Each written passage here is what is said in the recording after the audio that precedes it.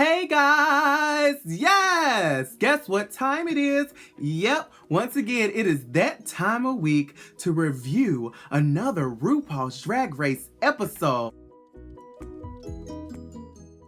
I just had a vision. I'm a nudist. It's time for another floating head naked review.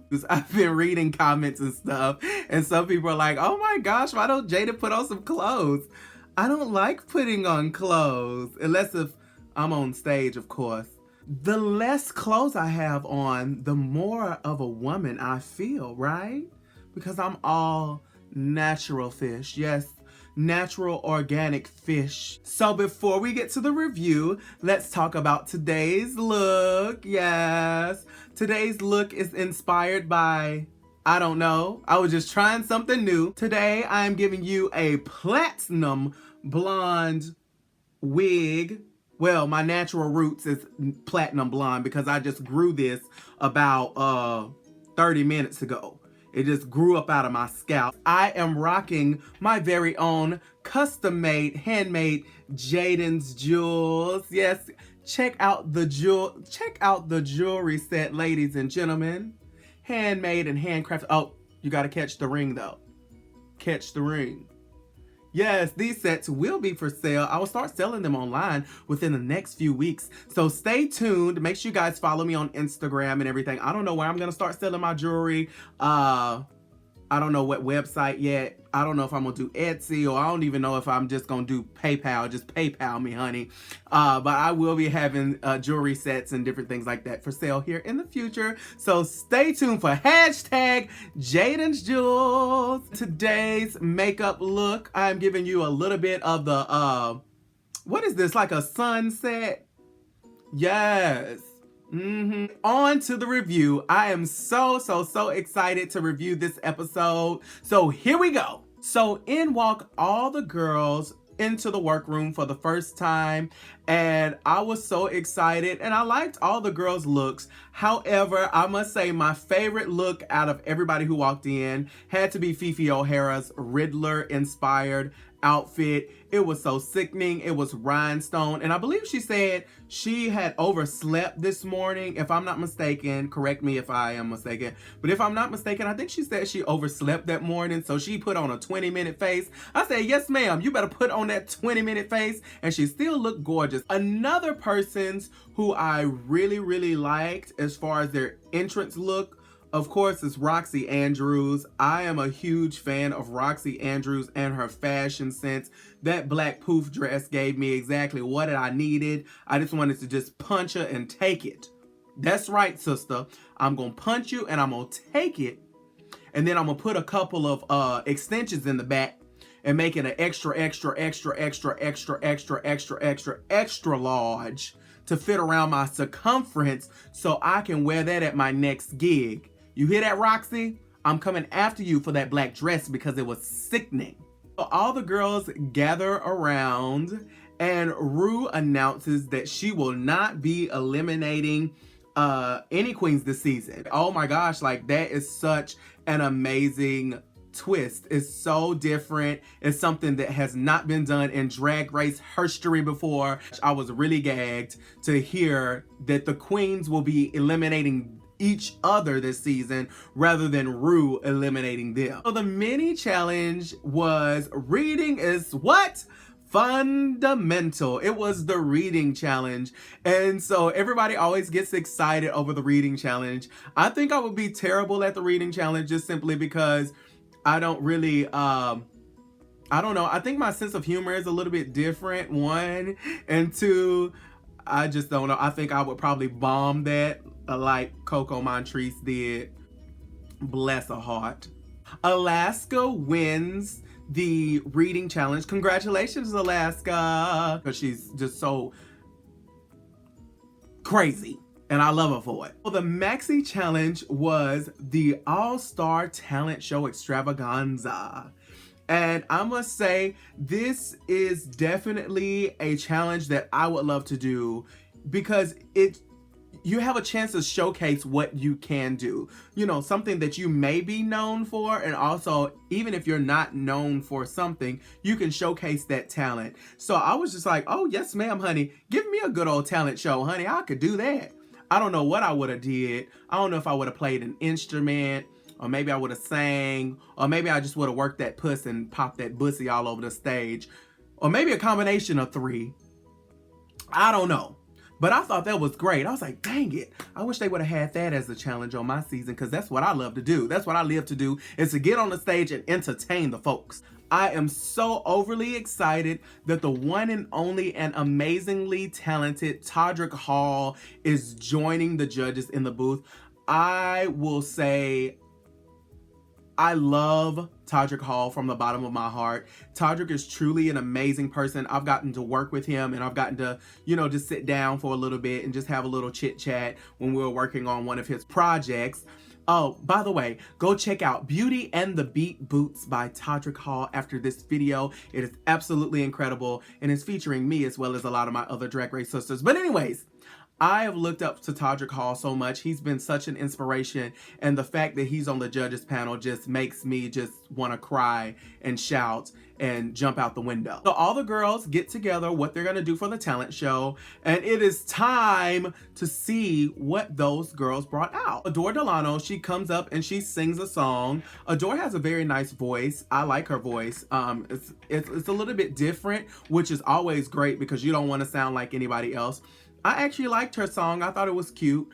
And I was just like, oh, okay. But it was kind of expected. You know, I just figured, of course, Adore Delano is going to sing because that's, you know, part of her brand. I thought that was great. She did a good job. And the thing I do love about Alyssa Edwards' act is not only, of course, she's going to dance because that's what she does, but I do like that she brought the puppet on the stage with her as well, because it's just something different for her. I was so happy to see that she tried something different and didn't just come out and dance. I really liked her whole act. At the beginning, when she first did the little puppet thing, I was like, I don't know. But as she began to perform, I was like, yes, ma'am, she's slaying this.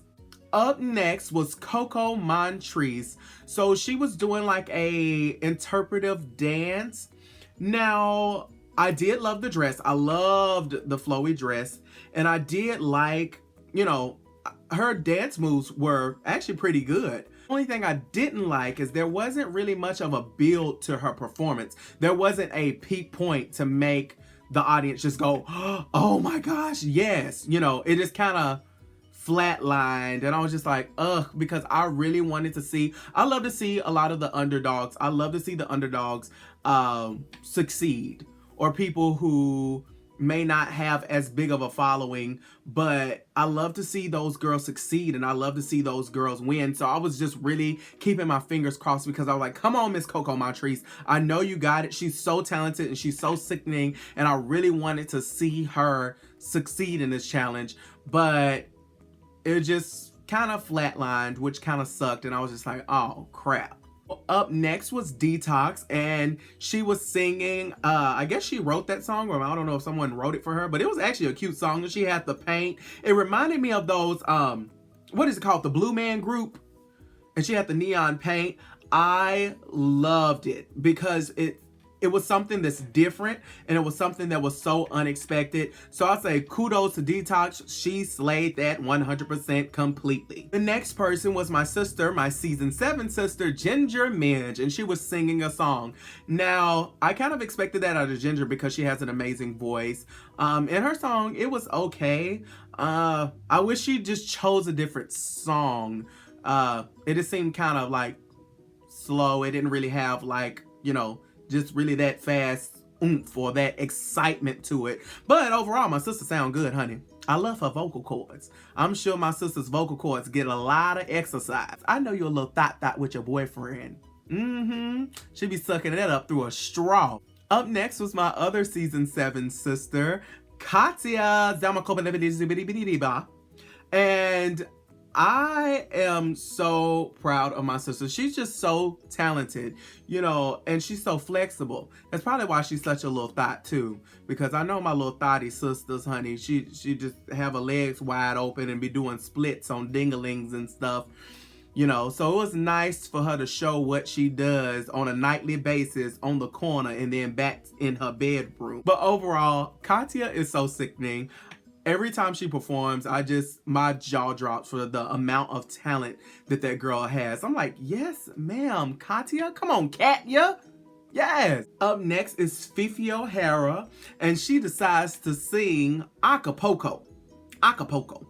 I think Fifi's voice is actually really cute, but I do think that was a really big risk for her to sing it a cappella because you can get off key. And it did kind of sound all over the place.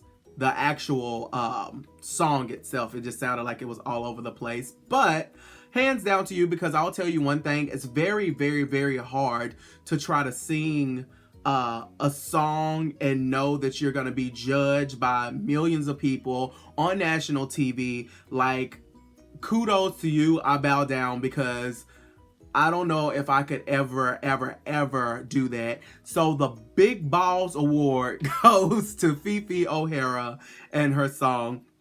Now, when they cut in Detox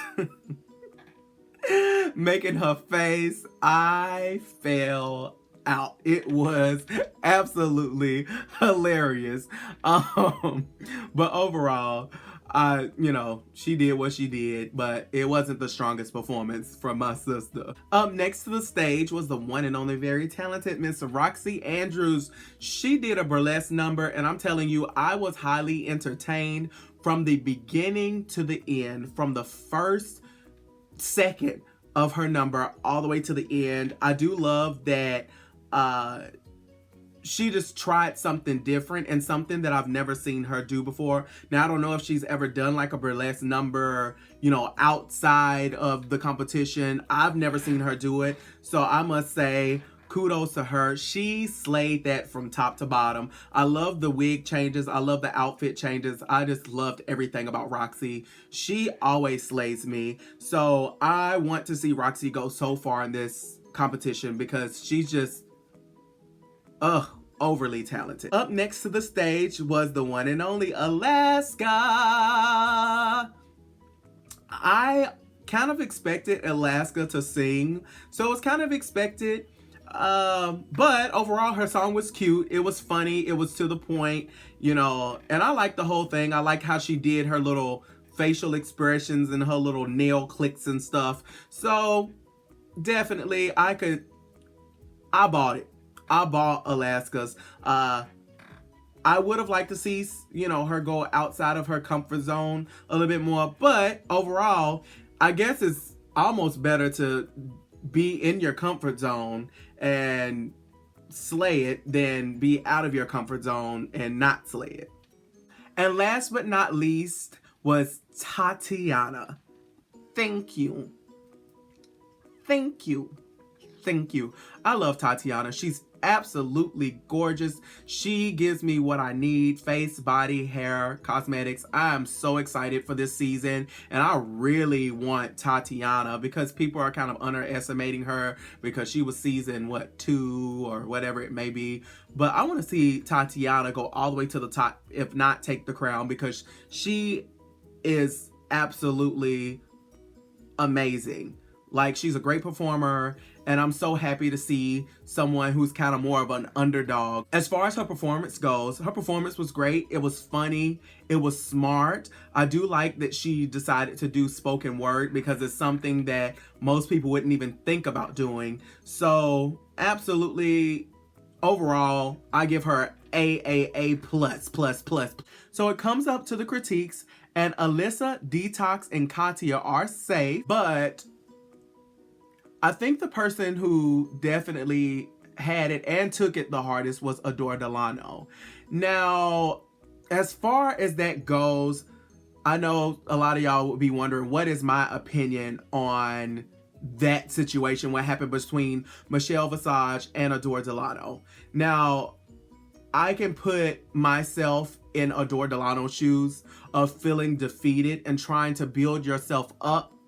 And I could definitely relate to Adore when she felt defeated. Like, it felt like I was back on the show when I was feeling defeated, and I just felt like nothing I could do was worthy enough, and nothing I couldn't do anything right.